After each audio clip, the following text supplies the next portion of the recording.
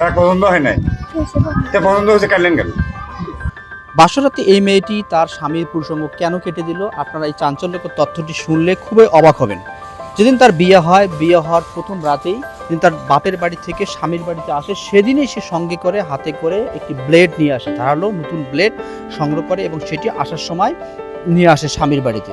এবং আসার পর বাসর রাতে যখন তারা দুজনে একসাথে হয়, একই বিছানায় যখন তারা শয়ন করে, এরপর যখন স্বামী তার শরীরে হাত দেয় এবং জোর জবরদস্তি করে, তখন সে তার স্বামীর প্রসঙ্গটি কেটে যায়। এটি হলো তার বয়ান।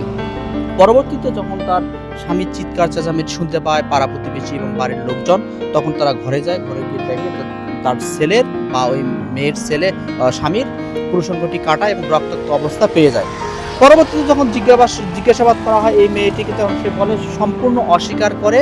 এবং মূলত পরবর্তীতে খোঁজ খবর নিয়ে জানা যায় এই মেয়েটির বিয়ের আগে অন্য একটি ছেলের সাথে রিলেশন ছিল। সেই রিলেশন থাকার কারণে এই স্বামীর সাথে সে সম্পর্ক করতে চাচ্ছিল না এবং তার পরিবার থেকে জোর জবরদস্তি করে তাকে বিয়ে দেওয়া হয়। তাই কারণে সে তার স্বামীর প্রসঙ্গটি কেটে দেয়।